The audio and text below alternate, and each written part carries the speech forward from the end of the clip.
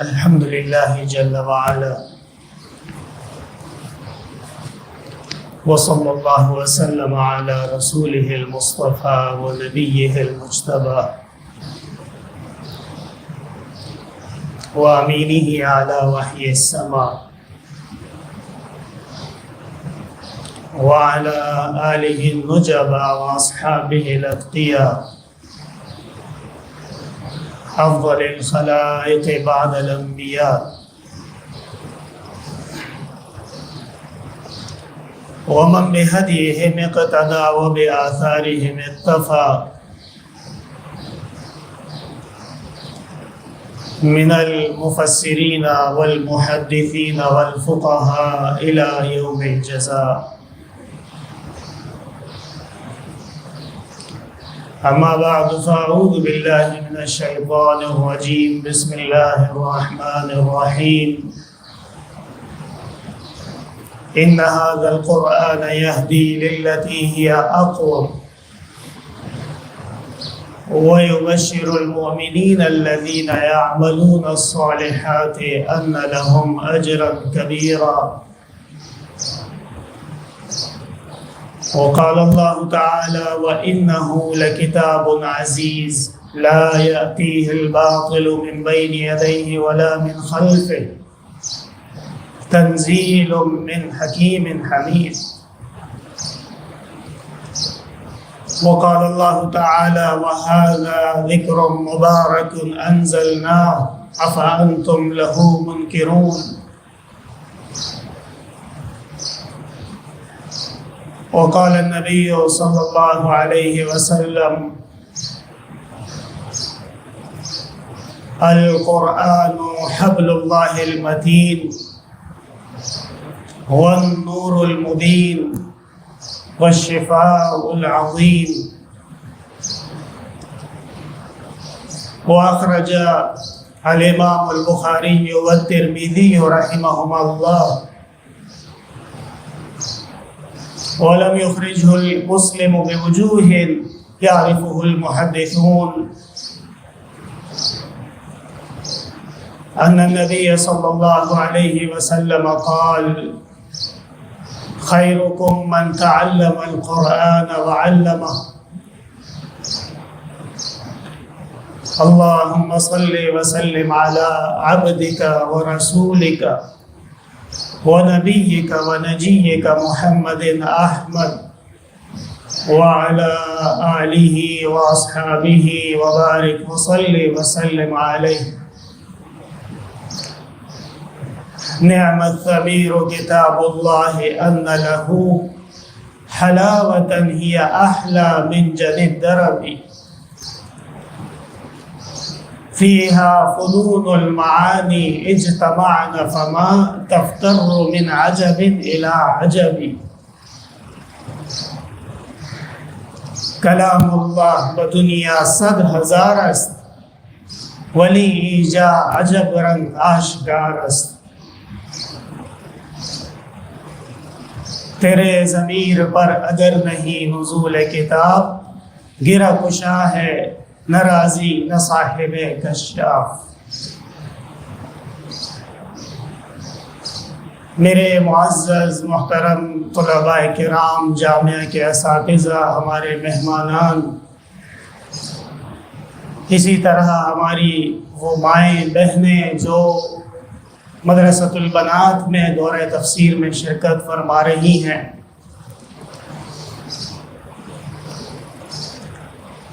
اللہ تعالیٰ کے بے شمار احسانات اور انعامات ہیں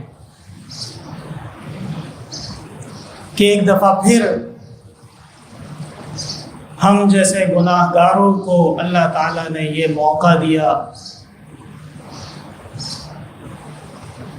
کہ دنیا میں ہر قسم کے لوگ ہیں. کوئی صبح اٹھتا ہے اپنے کاروبار کو بھاگتا ہے، کوئی صبح اٹھتا ہے اپنی نوکری کی طرف جاتا ہے، کوئی صبح اٹھتا ہے تو ڈاکے اور چوری کی پلاننگ کرتا ہے، کوئی صبح اٹھتا ہے تو اس کے اعمال میں مزید خرابیاں آ رہی ہوتی ہیں، لیکن اللہ کا کتنا بڑا احسان ہے کہ ہم اور آپ کو یہ ڈیوٹی لگائی گئی ہے کہ صبح اٹھیں تو اللہ کی کتاب کی درس کی طرف چلے جائیں، چل پڑیں۔ یہی اتنا بڑا احسان ہے کہ ہم بقیہ زندگی سجدے میں پڑے رہیں تو اس احسان کا شکر ہم نہیں کر سکتے۔ اور ہر دور میں، ہر زمانے میں اللہ تعالیٰ نے ایسے مخصوص افراد پیدا فرمائے ہوتے ہیں کہ ان کی ذمہ وہی کام جو اصل کام ہے انبیاء کا، وَأَنزَلْنَا إِلَيْكَ الذِّكْرَ لِتُبَيِّنَ لِلنَّاسِ مَا نُزِّلَ إِلَيْهِمْ، آپ پہ قرآن نازل کیا گیا تاکہ آپ وہ بیان کریں جو آپ پہ نازل کیا جا رہا ہے۔ یہ کس کا مقام ہے؟ یہ پیغمبر اور نبوت کا مقام۔ اور جناب نبی کریم صلی اللہ علیہ وسلم اللہ تعالیٰ نے سید الانبیاء اور انبیاء کے سرتاج قرار دیے ہیں۔ انبیاء کے معجزات ہوتے تھے، وَأُبْرِئُ الْأَكْمَحَ وَالْأَبْرَصَ وَأُحْيِي الْمَوْتَى بِإِذْنِ اللَّهِ۔ حضرت عیسیٰ علیہ السلام جب قوم کی طرف تشریف لے گئے تو اپنا معجزہ بیان کیا کہ میں مردوں کو زندہ کر سکتا ہوں،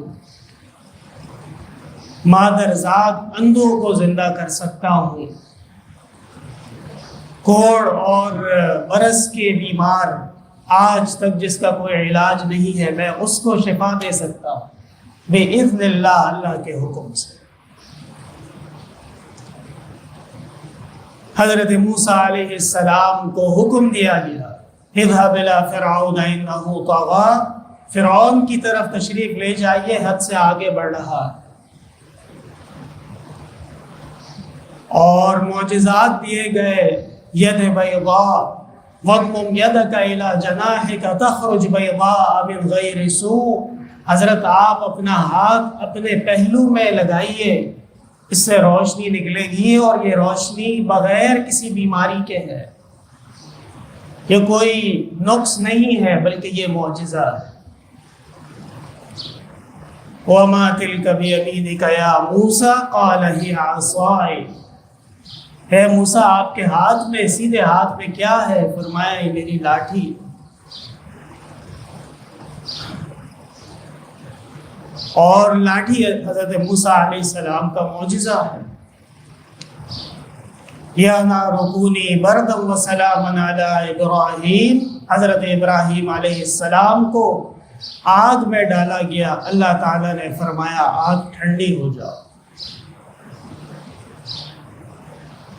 یہ تمام کے تمام معجزات جناب نبی کریم صلی اللہ علیہ وسلم کی شخصیت میں اللہ تعالیٰ نے جمع فرمائے تھے، اور ان سے زیادہ معجزات آپ کو عطا فرمائے تھے۔ وَعَلَّمَكَ مَا لَمْ تَكُنْ تَعْلَمْ وَكَانَ فَضْلُ اللَّهِ عَلَيْكَ عَظِيمًا، اللہ نے آپ کو وہ علوم کے خزائن عطا فرمائے ہیں جو آپ نہیں جانتے تھے۔ اور علوم کے خزائن مل جانے کے نتیجہ کیا ہے؟ فرمایا وَكَانَ فَضْلُ اللَّهِ عَلَيْكَ عَظِيمًا، اللہ کا فضل آپ پہ بہت بڑا ہو چکا ہے۔ تو وہ پیغمبر تھے، وہ اللہ کے رسول تھے، اور بشر تھے، اللہ کے بندے تھے۔ اللہ تعالیٰ نے وقت مقررہ پر جب حضرت کو دنیا سے منتقل فرما دیا، اس کے بعد اب وہ ذمہ داری وہ علماء کرام کی ہے۔ پھر علماء کرام میں بھی قسمیں ہوتی ہیں،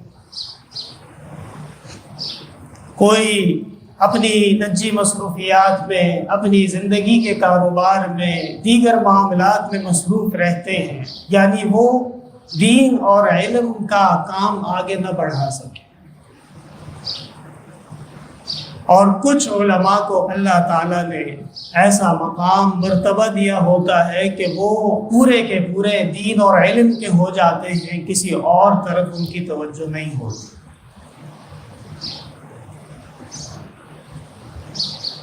میرے حضرت والد رحمۃ اللہ علیہ، ان کا دورہ تفسیر اور قرآن کریم کا ترجمہ، درس تفسیر، وہ پورے عالم میں ایک بے مثال درس مانا جاتا ہے۔ اور 3000 طلباء، 4000 طلباء کا شریک ہونا اس میں، یہ ایک عام سی بات تھی۔ ہم بچپن سے بڑے ہوئے، اپنی آنکھوں سے ہم نے دیکھا، اور ہمارے ذہنوں میں یہی بات ہوتی تھی کہ سب سے زیادہ رش جو مدرسے میں ہوتا ہے وہ شعبان اور رمضان میں ہوتا ہے۔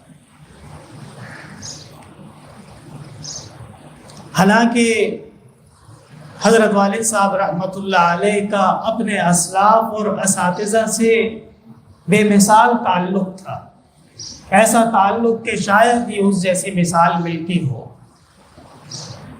دروس میں تشریف لے جاتے تھے، ملاقاتیں کرتے تھے، لیکن خود حضرت نے بارہا فرمایا ہے کہ جتنے بھی مشہور مفسرین گزرے ہیں پاکستان میں، میں نے باقاعدہ ان میں کسی کے ساتھ بیٹھ کے تلمس نہیں کیا، اور فرماتے تھے کہ بس یہی ہمارے اساتذہ جو بخاری کے ہیں، جو ترمذی کے ہیں، جو مسلم کے ہیں، یہی میرے قرآن کریم کے بھی اساتذہ۔ حضرت مولانا یوسف بنوری رحمۃ اللہ علیہ ان کی طرف نسبت فرما کے کہتے تھے، تمہارا نام لے کر جی رہا ہوں، تمہاری یاد میری زندگی ہے۔ لیکن اللہ تعالیٰ نے ان کو ذوق دیا، ان کو توفیق عطا فرمائی، ان کو استقامت عطا فرمائی۔ 1975 میں پہلی دفعہ اس جامع مسجد میں دورہ تفسیر کا درس نمازیوں کے لیے شروع ہوا تھا۔ وہ بعد میں افراد بڑھتے گئے، اللہ تعالیٰ نے قبولیت عطا فرما دی، لیکن ذرا ایک حساب تو لگاؤ، 1975 سے ایک عالم ایک کام شروع کر رہا ہے، اور 2020 تک اور آخری سال میں 2 دفعہ تفسیر پڑھائی ہے۔ اس کو کہتے ہیں استقامت۔ لوگ مشورے دیتے تھے کہ حضرت آپ رمضان المبارک میں حرم شریف جائیے، عمرہ کیجئے، وہاں تراویح پڑھے اور عبادات کیجئے اور آرام کیجئے۔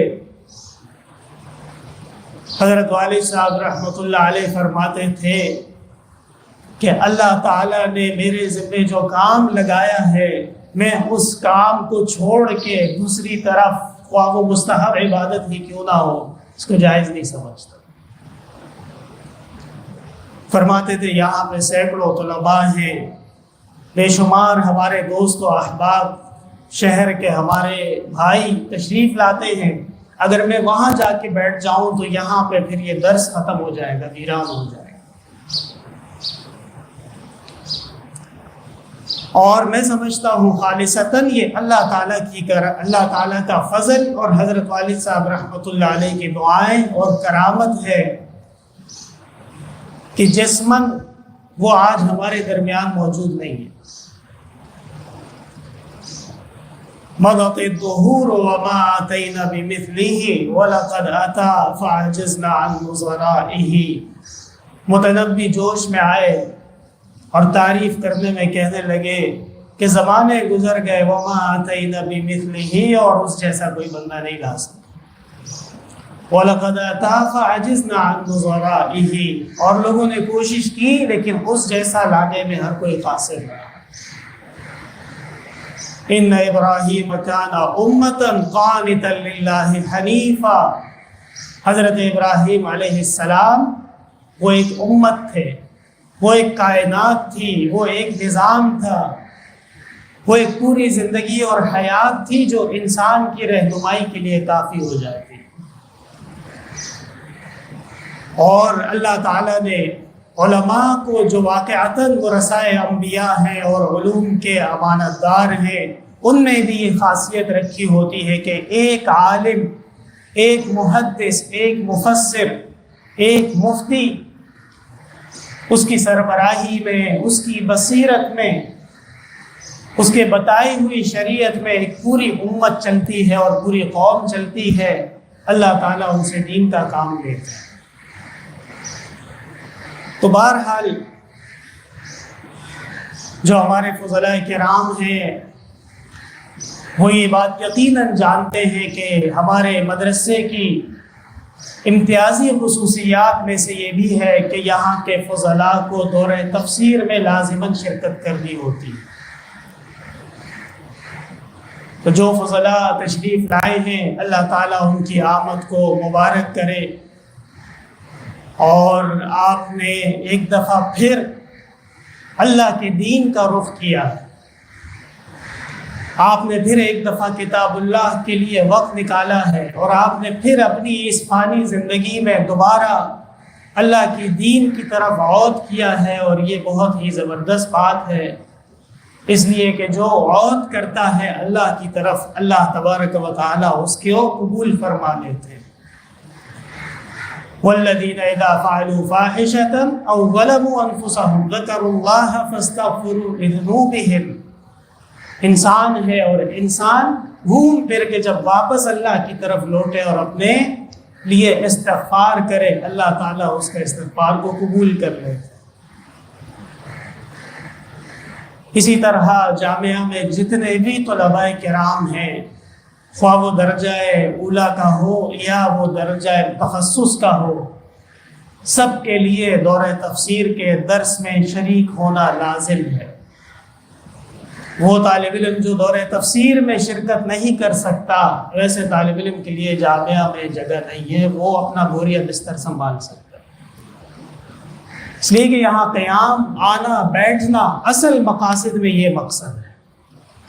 باقی جتنے بھی کام ہیں، آپ کی مصروفیات ہیں، ان کو آپ مؤخر کریں گے اور اپنا پورا روٹین ایسا بنائیں گے کہ صبح 8 بجے آپ یہاں پہ موجود اور حاضر۔ 40 دن 42 دن کا درس ہوتا ہے، اور اللہ تعالیٰ نے آپ کو ایسے بہترین اساتذہ کرام عطا فرمائے، ہمارے محترم اور میرے بزرگ، اور حقیقت یہ ہے کہ ہمارے والد کی غیر موجودگی میں جامعہ کی بہترین سرپرستی کرنے والے ہمارے استاد حضرت مولانا عنایت اللہ صاحب دامت برکاتہم العالیہ، چند دن پہلے میں نے حضرت کو فون کیا، گزارش کی کہ تفسیر پڑھانی ہے اور میں اکیلا ہوں، کام کا بوجھ بہت زیادہ، تو آپ تشریف لائیے اور ہم مل کے انشاءاللہ تعالی قرآن کریم کی تفسیر اور ترجمہ اور طلباء سے یہ مجلس درس کریں گے۔ حضرت نے میری گزارش قبول فرمائی، گزشتہ سال کی طرح اللہ تعالی حضرت کو مزید علمی اور عملی ترقیات عطا فرمائیں، ان کا سایہ مقتدم تمام بزرگوں کا ہم پہ قائم اور دائم رکھے۔ تو میرے محترم بھائیوں، ہر انسان کے بے شمار کام ہوتے ہیں، بہت سی مصروفیات ہوتی ہیں، اور طالب اور عالم کی تو یہ 2 مہینے چھٹی ہوتی ہے، شعبان اور رمضان۔ لیکن یاد رکھیے گا ڈاکٹر اقبال کا شعر، مکتب عشق کے انداز نرالے دیکھیے، کیا مکتب عشق کے انداز نرالے دیکھیے، اس کو چھٹی نہ ملی جس نے سبق یاد کیا۔ تو جس نے سبق یاد کیا ہے اس کے لیے تو چھٹی نہیں ہے۔ اللہ تعالیٰ نے آپ کو توفیق دی، آپ آئے قرآن کریم کا ترجمہ تفسیر پڑھنے کے لیے۔ اکثر و بیشتر ہمارے طلباء ہیں، جامعہ کے نظام سے، ہر چیز سے واقف ہیں، لیکن ہمارے وہ طلباء جو پہلی دفعہ تشریف لائے ہیں یا کافی عرصے بعد تشریف لائے ہیں، ان سے ضروری گزارشات کہ جامعہ عربیہ احسن العلوم، اس کے در و دیوار اور اس کے انتظامیہ آپ کو آنکھوں پہ بٹھانے کے لیے تیار ہیں، لیکن بشرط یہ ہے کہ آپ بھی بہترین مہمان ثابت ہو۔ اگر کوئی مہمان کو کہے کہ آپ چلے جاؤ یہاں سے، یا آپ کی ضرورت نہیں، تو سوچئے کہ اس مہمان کی طرف سے ایسی کون سی حرکت کی گئی یا تکلیف پہنچائی گئی کہ میزبان اس قدر مجبور ہوا ہے؟ اور جامعہ کا جو نظم ہے، جو ضبط ہے، ہمارے شعبہ نظامت والے ہیں، ہمارے شعبہ دفتر والے ہیں، ہمارے مسجد کے خادمین ہیں، مسجد کے متعلقین ہیں، ہر ایک کا آپ نے احترام کرنا ہے اور ہر ایک کو آپ نے اپنے سے زیادہ عزت دینی ہے۔ ہم جس درسگاہ میں بیٹھے ہیں یہ اللہ کا گھر ہے، مسجد ہے، اور مسجد مسلمانوں کی آماجگاہ ہے۔ 5 دفعہ دن میں یہاں سے آواز دی جاتی ہے، حی علی الصلاۃ، حی علی الفلاح۔ تو مسلمان نماز پڑھنے کے لیے، قرآن پڑھنے کے لیے، نوافل پڑھنے کے لیے، علماء کا بیان سننے کے لیے، دینی درس اور حلقوں میں شریک ہونے کے لیے آئیں گے، اور آپ کو بطور میزبان کے ان کا احترام اور ان کا خیال رکھتا ہے۔ یہ نہیں کہ باہر سے ہمارے بھائی اور دوست تشریف لائیں اور طلباء کی طرف سے ان کو کوئی تکلیف پیش آئے، یہ صورتحال ایک لمحے کے لیے بھی برداشت نہیں ہے۔ نمازوں کے اوقات میں اپنے آپ کو پہلے سے فارغ رکھیے۔ بہترین لمحات ہے، رمضان المبارک کی آمد ہے، شعبان کا مبارک مہینہ چل رہا ہے، قرآن کے درس کی تیاری ہے۔ ان لمحات میں آپ کی انشاءاللہ بہترین ٹریننگ ہو سکتی ہے۔ تو کوشش یہی کریں کہ پہلی صفوف میں تشریف لائیں۔ باہر سے آنے والے لوگ، کسی کی ٹوپی نہیں ہے، کسی کے آستین نہیں ہے، کسی کے پائچے نہیں ہیں، کسی کا کیا تماشا ہے،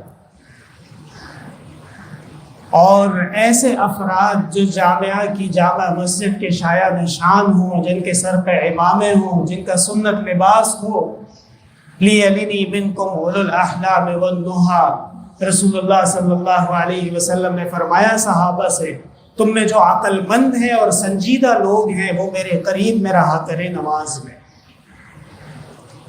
تو یہ نہیں کہ طالب علم اس انتظار میں ہو کہ جب اقامت ہوگی تو میں جاؤں گا جماعت کے لیے، نہیں، بلکہ جب اذان ہو گئی یہی آپ کے لیے کافی ہے، بس آپ آ جائیں مسجد میں تشریف لا کے بیٹھے۔ تو صفوف کی شکل میں بیٹھنا ضروری ہے، اس لیے کہ جو صفوف کی شکل میں نہیں بیٹھے گا تو گویا وہ نماز کے انتظار میں ہی نہیں ہے۔ فتاوی عالمگیری سے یہ مسئلہ ثابت ہوتا ہے۔ جب کھانے کا ٹائم ہو تو آرام، سکون، پروقار طریقے سے مطبخ تشریف لے جائیں، کھانا تناول کیجئے، اور اس کے بعد جامعہ کے دارالاقامہ میں کسی بھی قسم کا ایسا نامناسب کام جو جامعہ کی شایع نشان نہ ہو وہ ہرگز آپ نہ کیجیے گا۔ آپ تو مہمان ہیں اور اللہ کے مہمان ہیں۔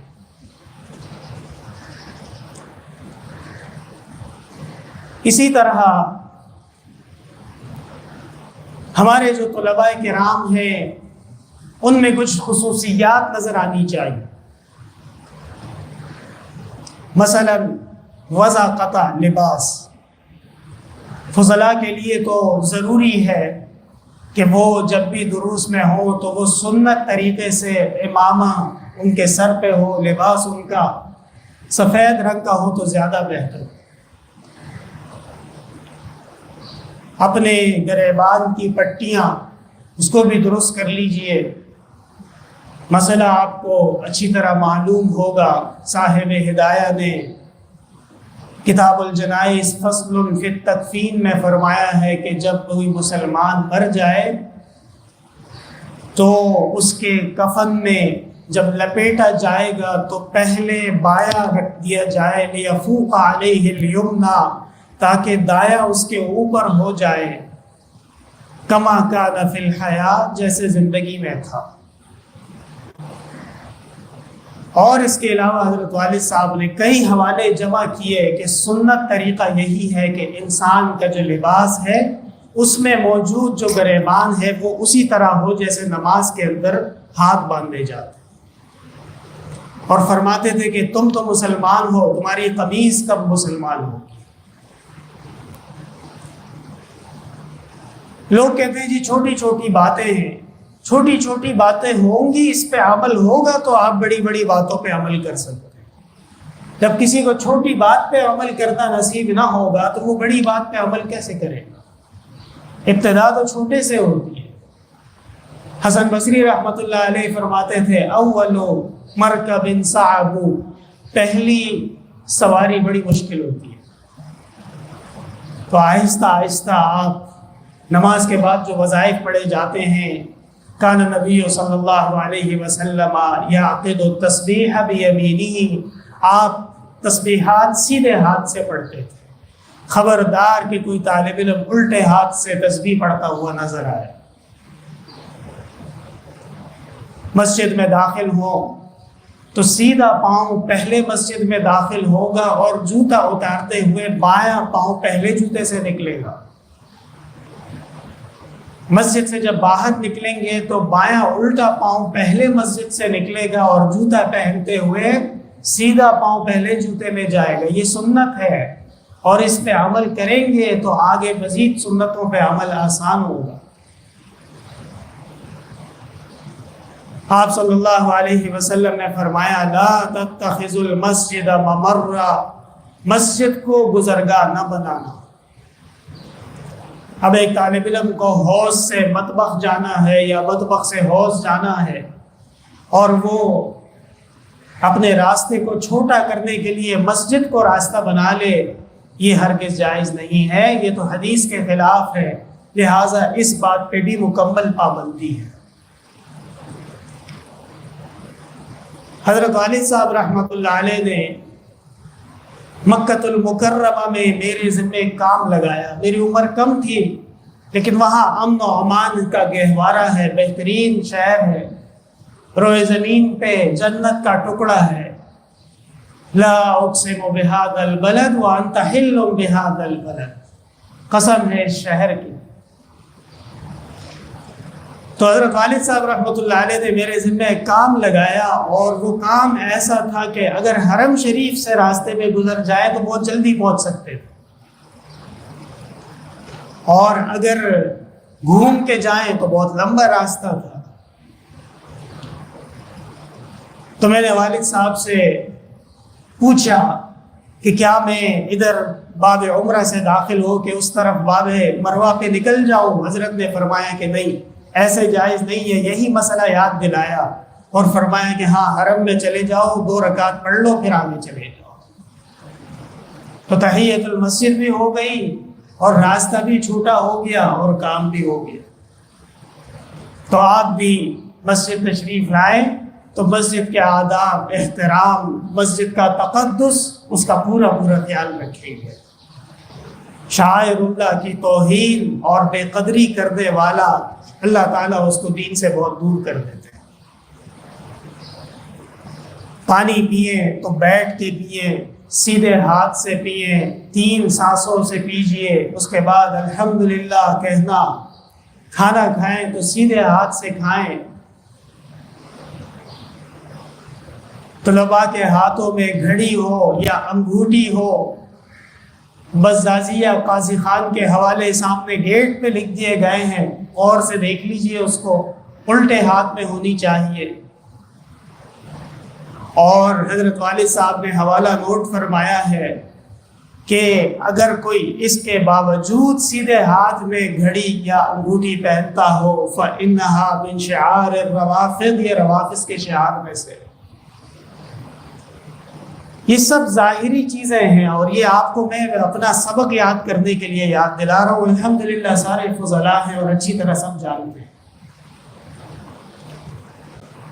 اسی طرح آپ میں جو حضرات حفاظ ہیں، قرآن کریم کا دور ضرور کیجئے۔ جامعہ، ہمارے جامعہ کی خصوصیات ہے کہ اللہ تعالیٰ نے یہاں کے ہر چپے، ذرے ذرے اور ہر کمرے میں حافظ کو قرآن کریم سنانے کی توفیق دی ہے، اور بغیر مبالغے کے 1 سال میں 100 سے زیادہ طلباء نے جامعہ میں تراویح سنائی۔ ہر دن حضرت والد صاحب دعا فرماتے تھے طالب علم کا ختم ہے، ایک دن 7 ختم، ایک دن 15 ختم، ایک دن 20 ختم 15ویں رات کو۔ تو وہ قرآن کا دورہ، قرآن کی صدائیں اور قرآن کی آوازیں وہ جامعہ سے ختم نہیں ہونی چاہیے۔ اسی طرح ہمارے محترم ناظم اعلیٰ حضرت مولانا سہیل احمد صاحب دامت برکاتہم العالیہ، وہ بھی میرے ایک بڑے کا کردار ادا کر رہے ہیں۔ ان کے طرف سے جاری کیے جانے والے آپ کے لیے جو ہدایات ہوں، جو آداب ہوں، اس کو بغور سنیے، حاضری میں موجود رہیے، اور انشاءاللہ تعالی اللہ تعالیٰ کے عظیم خزائن سے امید ہے کہ آپ کا یہاں پہ وقت بہترین وقت گزرے گا، احترام والا، ادب والا، اور تعلیم اور تعلم کے ساتھ حسب البساط طلباء کا اکرام اور انعام، وہ تو ہمارے جامعہ کے امتیازات میں سے، اور اللہ تعالیٰ کا لاکھ لاکھ فضل و کرم ہے کہ آج بھی حضرت والد صاحب کی وہ تمام برکات اور وہ سلسلے جاری و ساری ہیں، آپ سب اس کے گواہ ہیں۔ میرے محترم بھائیوں، میں نے ابتدا میں ذکر کیا کہ جناب نبی کریم صلی اللہ علیہ وسلم جملہ انبیاء کے معجزات کا مجموعہ اور اللہ تعالیٰ کی طرف سے پوری کائنات میں افضل ترین انسان مبعوث ہوئے ہیں۔ تو آپ صلی اللہ علیہ وسلم کے جتنے معجزات ہیں وہ بے شمار ہیں۔ ہر طرف آپ نظر ڈالیں گے، سیرت پہ، سنت پہ، ہر طرف آپ کو ایک کامل اور اکمل بشر نظر آئے گا۔ آپ کے کھانا تناول فرمانے کا طریقہ دیکھ لو، آپ کی نماز پڑھنے کا طریقہ دیکھ لو، آپ کی معاشرت دیکھ لیں، آپ کی بے و شرع دیکھ لیں، آپ کا تعلیم و تعلم دیکھیں، آپ کے کلمات و الفاظ، ہر چیز معجزہ ہے۔ حضرت مولانا انور شاہ کشمیری رحمۃ اللہ علیہ، محدث العصر و آیت من آیات اللہ، ان سے پوچھا گیا تھا کہ آپ صلی اللہ علیہ وسلم کا جو معجزہ شق قمر ہے، چاند 2 ٹکڑوں میں تقسیم ہوا اور آپ کے آستین مبارک سے گزر کے واپس مل گیا، اتنا بڑا معجزہ ہے کہ اگر یہ کسی اور مذہب کے رہنما یا قائد نے کیا ہوتا تو آج پوری دنیا میں بس اسی کا شور ہوتا کہ جی چاند توڑ دیا، 2 ٹکڑے ہو گیا اور واپس مل گیا، اور تم مسلمان وہ اس کا اتنا زیادہ چرچا یا بار بار ذکر کیوں نہیں کرتے؟ حضرت شاہ صاحب رحمۃ اللہ علیہ نے فرمایا کہ رسول اللہ صلی اللہ علیہ وسلم کا کوئی ایک معجزہ نہیں ہے کہ ہم سارا دن اسی کا ذکر کرتے رہیں، بلکہ آپ کے اتنے معجزات ہیں کہ محدثین کی زندگی اس کا احاطہ کرنے کے لیے کم واقع ہے۔ اس وجہ سے اللہ تعالیٰ نے آپ صلی اللہ علیہ وسلم کو 2 کمالات سب سے اعلیٰ اور عرفہ عطا فرمائے ہیں۔ نمبر 1 قرآن کریم، نمبر 2 آپ کی زندگی مبارک۔ قرآن کریم آسمانی کتاب، اللہ تعالیٰ کا کلام، خیرکم من تعلم القرآن وعلمہ، تم میں بہترین وہ ہے جو قرآن پڑھتا ہو، سیکھتا ہو اور سکھاتا ہو۔ اس کی کیا وجہ ہے؟ کیونکہ اللہ تبارک و تعالی سے براہ راست حاصل ہونے والا علم، العلم للرحمن جل جلالہ وسواہ فی جہلاتہ یتغمغم، علم تو اللہ تعالیٰ کو ہے اور اس کے علاوہ جتنے بھی ہیں وہ اپنی جہالتوں میں گم ہیں۔ ما للتراب وللعلوم وانما يسعى ليعلم انه لا يعلم، مٹی کا علوم سے کیا کام ہے، انسان کا علوم سے کیا لینا دینا، انما يسعى ليعلم انه لا يعلم، یہ تو اتنی کوشش کرتا ہے کہ میں کیا کچھ نہیں جانتا۔ آپ اور ہم یہ جان لیں کہ ہم کیا کچھ نہیں جانتے، یہ بھی بڑا علم ہوگا۔ تو میرے محترم بھائیوں، اللہ تعالیٰ کا لاکھ لاکھ فضل و احسان ہے، ہمارے محترم حضرت مولانا لال مرجان صاحب دامت برکاتہم العالیہ وہ بھی یہاں موجود ہیں۔ اللہ تعالیٰ نے ان کو فنون میں بڑا کمال عطا فرمایا ہے، ان سے بھی آپ خوب استفادہ حاصل کیجیے۔ حضرت سے بھی میں نے گزارش کی کہ آپ اپنے معمولات کو جاری رکھیں، حضرت انشاءاللہ آئیں گے ظہر میں، ان سے آپ تعلق رکھیں، ان کی خدمت کریں، ان سے منطق، علوم اور اسی طرح فلسفہ اور ماشاءاللہ ہر چیز میں حضرت امام ہیں، کوئی بھی مسئلہ ہو ان سے آپ رہنمائی حاصل کریں۔ اور یہ جو آپ کے اوقات ہیں بعد میں آپ کو یاد آئے گا کہ کاش کہ ہمارے بزرگ اساتذہ اور ہمارے بڑوں کے ساتھ جو وقت گزرا ہے اس سے ہم خوب حاصل کرتے ہیں، کیونکہ میں تو اس تجربے سے گزر رہا ہوں نا۔ حضرت والد صاحب رحمۃ اللہ علیہ بنوری ٹاؤن کے ایک استاذ تھے، حضرت مولانا عطاء الرحمان صاحب، شاید آپ کو معلوم ہو، وہ جہاز کے گرنے میں شہید ہوئے تھے۔ تو ان کے والد صاحب کے پاس ہمارے والد صاحب تشریف لے گئے تعزیت کے لیے۔ انہوں نے پشتو میں ایک شعر پڑھا، ترجمہ یہ تھا کہ میرے کندھے پہ سفید باز بیٹھا ہوا تھا۔ کیا؟ میرے کندھے پہ سفید باز بیٹھا ہوا تھا اور میں پوری دنیا کا بادشاہ تھا۔ آج وہ باز اڑ چکا ہے اور اب مجھ سے زیادہ غریب کوئی نہیں ہے۔ تو میں بھی وہی شعر کہوں گا کہ حضرت والد صاحب رحمۃ اللہ علیہ کا سایہ وہ ہمارے سروں پر ایک بادل کی طرح۔ اب آپ طلباء ہیں اور ہم آپ کے اساتذہ ہیں، اللہ تعالیٰ کا لاکھ لاکھ فضل ہے اور اللہ سے دعا بھی ہے کہ اللہ تعالیٰ ہمیں توفیق دے، ہمیں وہ علوم کے منازل عطا فرمائے کہ ہم آپ کو اللہ کی کتاب کے علوم کما حق پہنچا سکیں۔ اسی طرح ہمارے محلے کے بھائی، ہماری بہنیں اور دنیا میں بے شمار مسلمان جو انٹرنیٹ کے ذریعے اس درس کو سنتے ہیں، باقاعدہ اس میں شرکت کرتے ہیں، ان سے بھی یہ گزارشات ہیں کہ قرآن کے علوم بہت بڑے علوم ہیں۔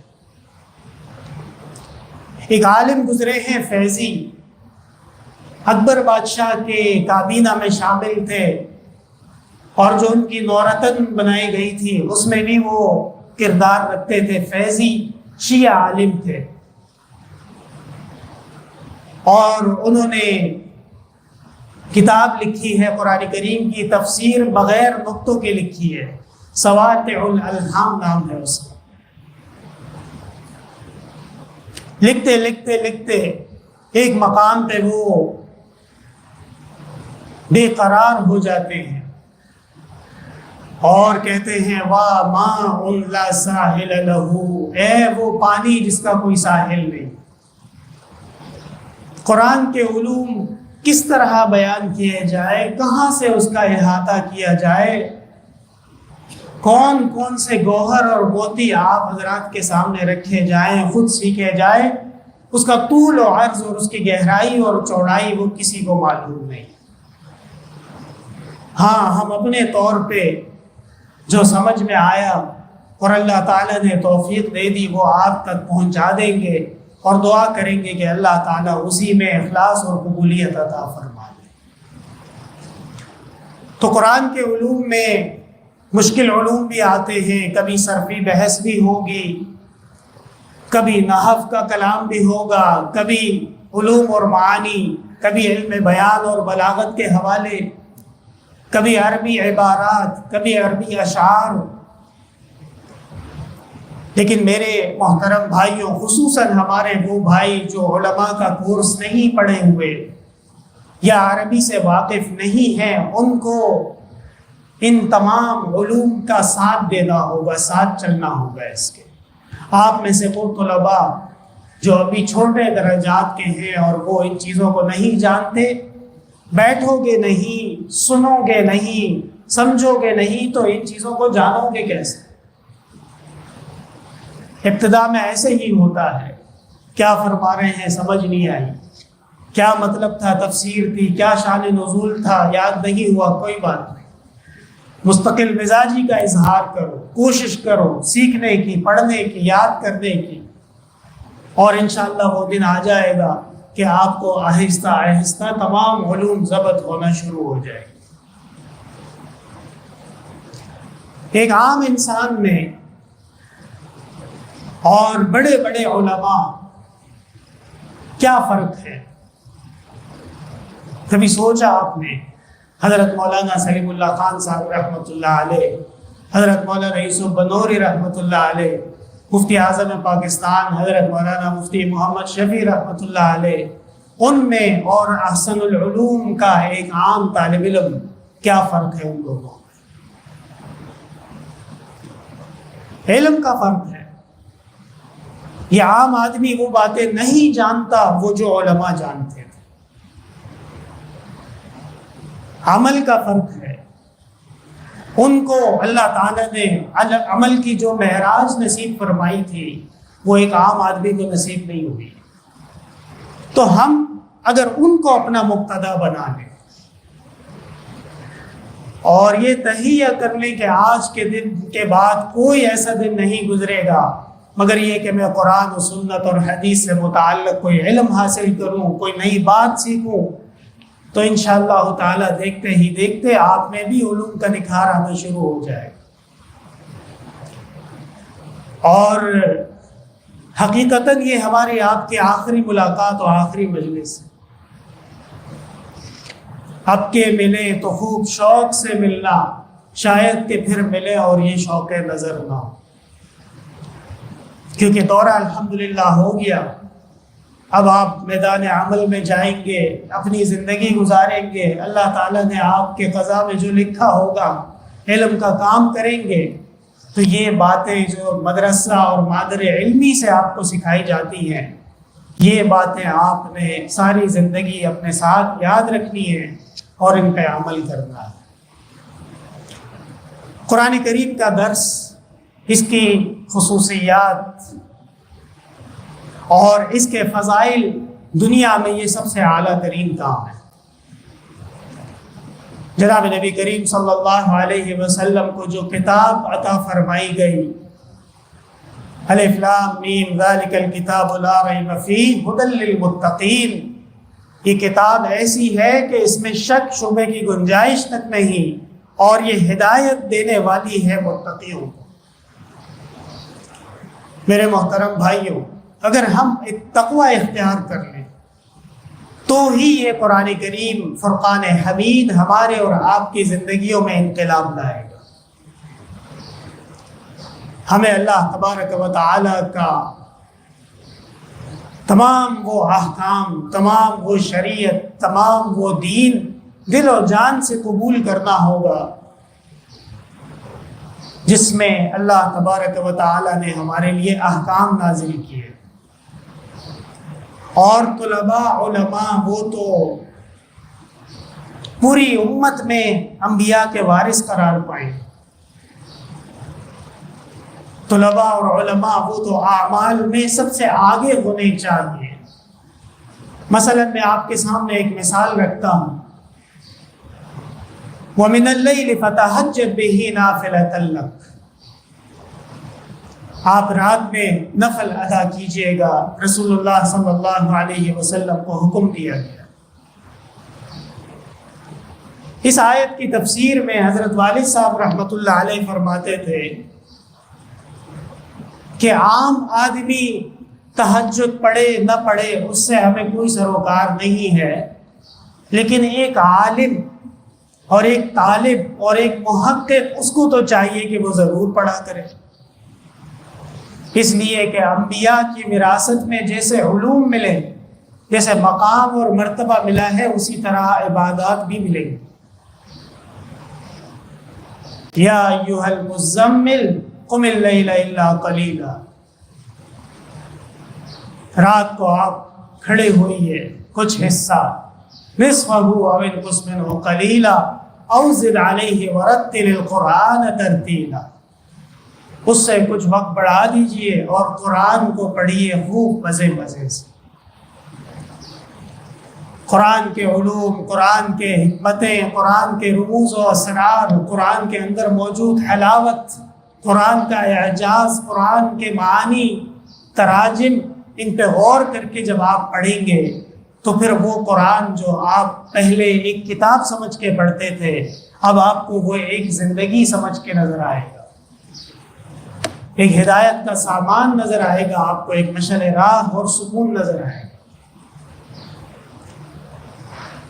اور میں نے جو ابتدا میں آپ سے کہا کہ طالب اور عالم کی وضع قطع وہ بھی سنت کے مطابق ہونا ضروری ہے۔ یا ایھا المدثر قم فانذر وربک فکبر وثیابک فطہر۔ غور کر رہے ہیں آیات پہ؟ قم فانذر، آپ کھڑے ہوئیے اور تبلیغ اور جہاد کا کام شروع کیجیے۔ میں ترجمہ کیا کر رہا ہوں؟ تبلیغ اور جہاد کا کام آپ نے شروع کرنا ہے۔ حکیم الامت حضرت مولانا اشرف علی تھانوی رحمۃ اللہ علیہ کا ترجمہ ہے بیان القرآن کے نام سے۔ اس میں سورہ فرقان کی آیت وجاہدوا بہ جہادا کبیرا، اس کا ترجمہ حضرت تھانوی رحمۃ اللہ علیہ نے فرمایا کہ آپ تبلیغ و جہاد کو عام اور تام کیجئے۔ کیا؟ تبلیغ اور جہاد کو عام اور تام کیجئے۔ حضرت والد صاحب رحمۃ اللہ علیہ اس ترجمے میں بڑے محظوظ ہوتے تھے اور فرماتے تھے کہ حکیم الامت واقعی حکیم الامت۔ تو پیغمبر کے ذمہ کام لگایا جا رہا ہے، کون سا کام؟ شریعت کا۔ اور آگے فرمایا وَثِيَابَكَ فَطَهِّرْ، اور آپ اپنے لباس کو پاک کر لیجیے۔ تو آج کل آپ کو ایسے نظر آئیں گے بیوقوف و احمق، کہتے ہیں جی ہمارا دل صاف ہے۔ وہ کچھ دنوں پہلے عورتیں نکلی تھی عورت مارچ کرنے کے لیے، وہ بھی کہتی ہیں کہ جی ہمارا دل صاف ہے۔ اونٹ اونٹ تیری کون سی کل سی تھی، تمہارا دل صاف ہے تو پھر یہ جسم پہ اتنی گندگی کیوں ہے؟ اگر دل صاف ہے تو پیغمبر کو کیوں کہا جا رہا ہے وَثِيَابَكَ فَطَهِّرْ؟ کیا پیغمبر سے زیادہ تمہارا دل صاف ہو گیا ہے؟ شق صدر تمہارا ہوا تھا یا پیغمبر کا ہوا تھا؟ أَفَمَنْ شَرَحَ اللَّهُ صَدْرَهُ لِلْإِسْلَامِ فَهُوَ عَلَى نُورٍ مِّن رَّبِّهِ فَوَيْلٌ لِّلْقَاسِيَةِ قُلُوبُهُم مِّن ذِكْرِ اللَّهِ۔ اللہ تعالیٰ جسے اسلام کی سمجھ دے دے اور اس کا دل، اس کا دماغ، اس کی روح وہ خود بخود اسلامی تعلیمات اور قرآن کو قبول کرنا شروع کر دیتے، اور جن کے دلوں پہ زنگ کی، گناہ کی، ناکردنیوں کے، برے اعمال کی طے چڑھ گئی ہو، اولئک فی ضلال مبین، تو پھر وہ سارے کے سارے گمراہیوں میں ہوتے ہیں۔ اللہ نزل احسن الحدیث کتابا متشابہا مثانیہ تقشعر منہ جلود الذین یخشون ربہم ثم تلین جلودہم وقلوبہم الی ذکر اللہ۔ سورہ زمر کی آیات غالباً میں پڑھ رہا ہوں۔ ان آیات میں اللہ تعالیٰ فرماتے ہیں اللہ کے بندے وہ ہیں کہ جب قرآن پڑھا جاتا ہے، احسن الحدیث، پوری کائنات کا سب سے بہترین کلام جب پڑھا جاتا ہے، تقشعر منہ، تو ان کے جسم اور ان کے دل وہ اللہ کے کلام سے کام اٹھتے ہیں۔ اور وقال الذین کفروا لا تسمعوا لهذا القرآن والغوا فیہ، ایسے بھی بدبخت دنیا میں آئے جو کہتے تھے اس قرآن کو نہ سنو۔ یہ بڑا عجیب کلام ہے، جب یہ سنا جاتا ہے تو دل پہ اثر کرتا ہے۔ مفسرین نے لکھا ہے حضرت ابو بکر صدیق رضی اللہ تعالی عنہ نے اپنے گھر میں ایک جگہ بنائی تھی، پشتوں میں اس جگہ کو ڈیوڈی کہتے ہیں، ڈیوڈی کے بیٹھے ہوئے ہوتے تھے اور قرآن کی تلاوت کرتے تھے، اور مکہ کی خواتین اور بچے حضرت کے ارد گرد جمع ہو جاتے تھے، کلام سنتے تھے۔ آج بھی آپ کسی بے دین، کسی کافر، مشرک، یہودی، عیسائی کے سامنے جا کے قرآن کی آیات پیش کریں اور اس کو بولیں کہ اپنے دل کو تھام کے اللہ کا کلام سمجھ کے اس کو سن تو لو، اس کا دل اس بات کی گواہی دے گا کہ یہ اللہ کا کلام ہے۔ اور جو لوگ اس کے خلاف چلتے ہیں، اس کے خلاف کام کرتے ہیں، اس کے بارے میں آپ حضرات کو اور ہمیں گھبرانے کی ضرورت نہیں ہے۔ اِنَّا نَحْنُ نَزَّلْنَا الذِّكْرَ وَإِنَّا لَهُ لَحَافِظُونَ، ہم نے ہی یہ ذکر نازل کیا ہے اور ہم اس کی حفاظت کریں گے۔ رسول اللہ صلی اللہ علیہ وسلم دنیا سے تشریف لے گئے، رحلت فرما گئے۔ ابو بکر، عمر، عثمان و علی اور ابی بن کعب، تمیم داری، انس بن مالک، ابو موسیٰ اشعری، انس، ابو ہریرہ، عبداللہ ابن عمر، عبداللہ ابن عباس، سب کے سب دنیا سے تشریف لے گئے، لیکن آج بھی قرآن اسی طرح موجود ہے جیسے پیغمبر صلی اللہ علیہ وسلم پہ نازل ہوا ہے۔ حدیث شریف میں آتا ہے کہ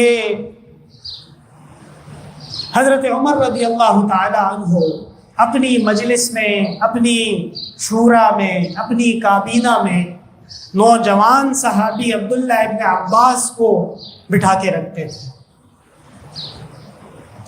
صرف آپ کو میں بتا رہا ہوں کہ قرآن کریم اگر بندہ سیکھ لے اور قرآن کے علوم اپنا لے تو پھر اس کی عمر، اس کا مقام، اس سے آپ کو کوئی سروکار نہیں ہونا چاہیے۔ اللہ تعالیٰ عزت دے گے آپ کو۔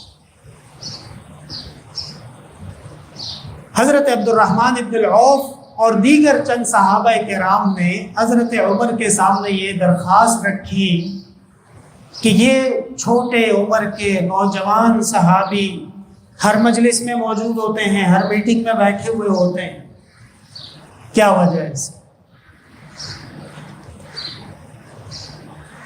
حضرت عمر رضی اللہ تعالی عنہ نے ایک مجلس میں صحابہ کرام سے اختبار کیا، امتحان لیا اور فرمایا اذا جاء نصر اللہ والفتح ورأيت الناس يدخلون في دين الله افواجا فسبح بحمد ربك واستغفره انه كان توابا۔ صحابہ سے سوال کیا، بتائیے اس صورت میں کیا بیان کیا گیا ہے؟ بخاری شریف کتاب التفسیر۔ صحابہ نے جواب دیے اپنی اپنی علم کے مطابق، فیہ نصرہ، فیہ الفتح، فیہ تسلیہ۔ جب عبداللہ ابن عباس رضی اللہ تعالی عنہ کا نمبر آیا، انہوں نے فرمایا فیہ نعی رسول اللہ صلی اللہ علیہ وسلم، اس صورت میں رسول اللہ صلی اللہ علیہ وسلم کی وفات کی خبر دی گئی ہے۔ حضرت عمر نے فرمایا اقول کما تقول، میں بھی یہ کہتا ہوں جو آپ کہتے ہیں۔ تو سمجھ میں آ رہی ہے بات؟ میں نقطہ کیا بیان کرنا چاہ رہا ہوں کہ اپنے اندر آپ امتیاز پیدا کیجیے، اپنے من میں ڈوب کر پاجا سراغ زندگی، تو اگر میرا نہیں بنتا نہ بن، اپنا تو بن۔ تو آپ کے لیے یہ مشعل راہ ہے، آپ کے لیے دنیا و آخرت کی ہدایت ہے، آپ کے لیے یہ نجات ہے۔ اور اللہ تعالیٰ سے دعا ہے کہ ہم آپ پورے کائنات میں سننے والے اللہ تعالیٰ اسی قرآن کو ہمارا نجات اور فلاح کا ذریعہ بنائے۔ باقی تو ہم بہت کمزور ہیں، اعمال ہمارے ٹوٹے پھوٹے ہیں۔ می نگویم کہ طاعتم بپذیر، قلب عفو بر گناہم کش۔ شیخ سعدی فرماتے ہیں کہ میں نے ایک سائل کو، ایک بہت ہی مسکنت اور عجز والے آدمی کو دیکھا، کعبہ شریف میں ملتزم میں چادر سے چپکا ہوا لٹکا ہوا تھا اور رو رو کے دعا مانگ رہا تھا، می نگویم کہ طاعتم بپذیر، میری کوئی لمبی چوڑی عبادت نہیں ہے جو ہے اللہ میں آپ سے کہوں کہ وہ قبول کر لیجئے۔ طلب عفو بر گناہم کش، میری مغفرت کا قلم چل جائے تو کیا ہی بات ہو جائے گی۔ سمجھ میں آ رہی ہے بات؟ تو یہ اللہ تعالیٰ نے اس صدی میں، 14ویں صدی ہجری میں، ہر طرف فتنہ، فساد، بے حیائی، قتل و قتال، جھوٹ، لوٹ کسوٹ کا بازار گرم، اور ہر طرف ایک شاعر ہے سلمان گیلانی، آپ جانتے ہوں گے، ان کا ایک شعر ہے، ہر طرف شر و شیطانی ہے، میرے اللہ تیری دہائی ہے۔ تو جدھر آپ نظر ڈالیں گے، جدھر سے پتھر اڑاؤ، وہاں نیچے دو شیطان آپ کو نظر آئیں گے۔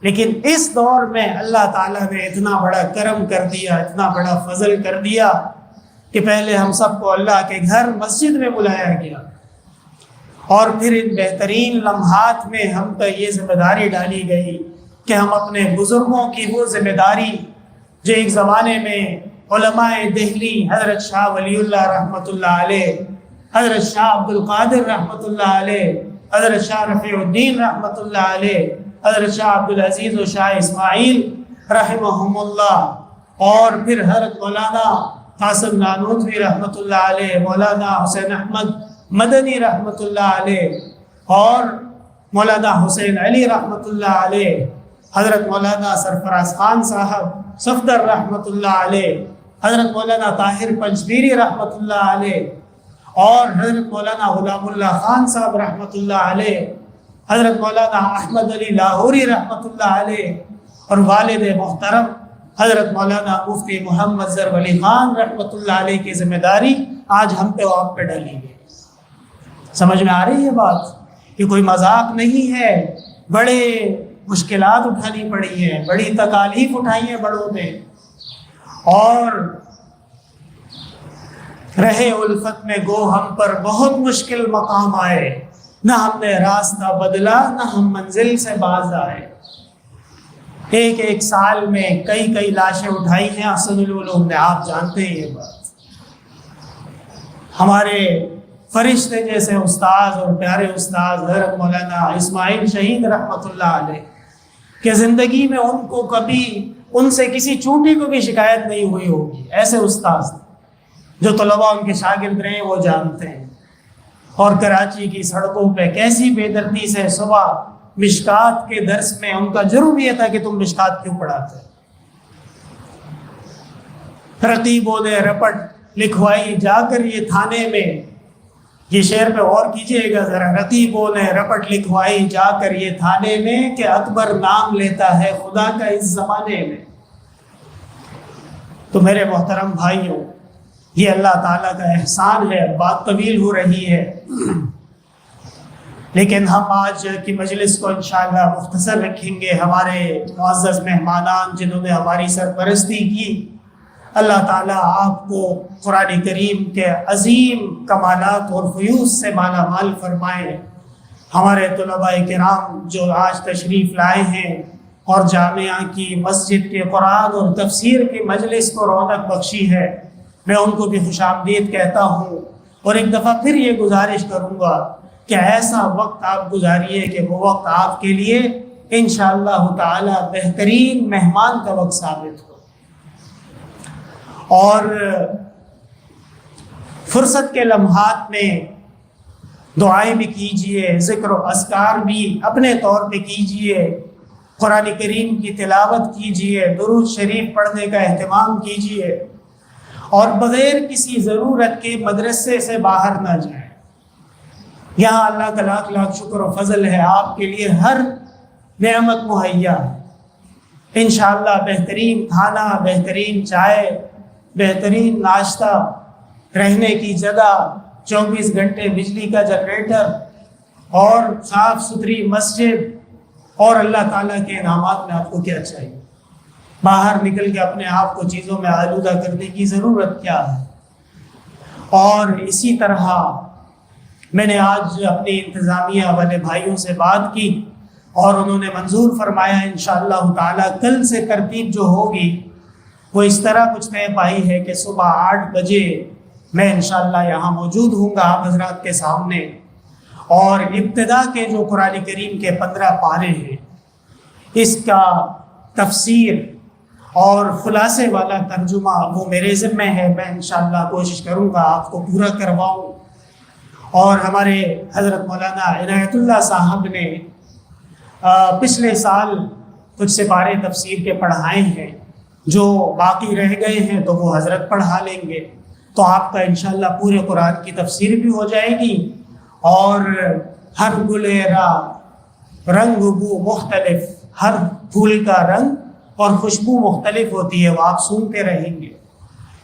اسی طرح ہمارے بزرگ اور اس وقت ہمارے شہر کے بہت بڑے عالم، جامعہ العلوم الاسلامیہ بلوری ٹاؤن کے استاد الحدیث اور بخاری شریف کے استاذ ہمارے والد صاحب رحمۃ اللہ علیہ کے سفر و حضر کے ساتھی اور میرے استاد محترم حضرت مولانا قاری مفتاح اللہ صاحب دامت برکاتہم العالیہ، وہ بھی 40 سال سے زیادہ تفسیر پڑھا چکے ہیں۔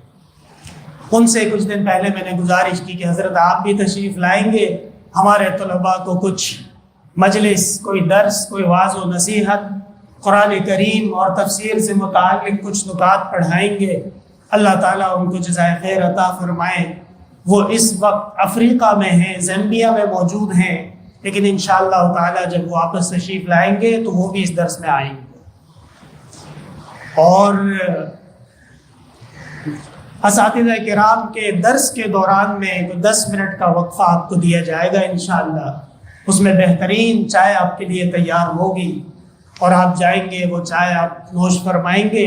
یہ بھی حضرت والد صاحب کے درس تفسیر کی سنت ہے جو ایک زمانے سے بند تھی، اور اللہ تعالیٰ نے دل میں یہ خواہش ڈالی کہ یہ صدقہ جاریہ بھی ہونا چاہیے۔ تو آپ کے لیے بہترین حضرت کے باڑے سے دودھ آئے گا اور یہاں پہ چائے بنے گی اور آپ اس کو پیتے جائیں گے۔ بتائیں میراث سے منطق ہے کیا ہے، بعد میں بتائیں۔ جی، حضرت فرما رہے ہیں کہ میرے ذمے کیا ہے، تو حضرت آپ کے ذمے ہر وہ سلسلہ ہے جس میں طلباء اور آپ کا اتفاق ہو جائے۔ اولی تو میراث ہے، بالکل حضرت صحیح فرما رہے ہیں کہ میراث بہت ضروری ہے۔ یاد رکھیے گا، تعلم الفرائض، حضرت عمر رضی اللہ تعالیٰ عنہ نے فرمایا تھا اپنی اولاد کو میراث ضرور سکھاؤ۔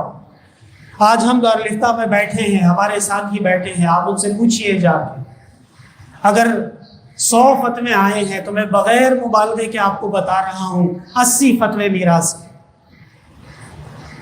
کیونکہ یہ ایک ایسا علم ہے کہ عوام میں بالکل ناپید ہو چکا ہے، کوئی آتا ہی نہیں ہے اس کو کہ کیا کرنا ہے اور کیسے کرنا ہے، اور ہم اور آپ پہ ان کا تکیہ ہے، ہم اور آپ پہ ان کا اعتماد ہے، اور علماء کا امت پہ یہ احسان ہے کہ آج تک وہ پورے مسلمان کو میراث کا طریقہ بتاتے ہیں اور اس میں ان کی رہنمائی کرتے ہیں۔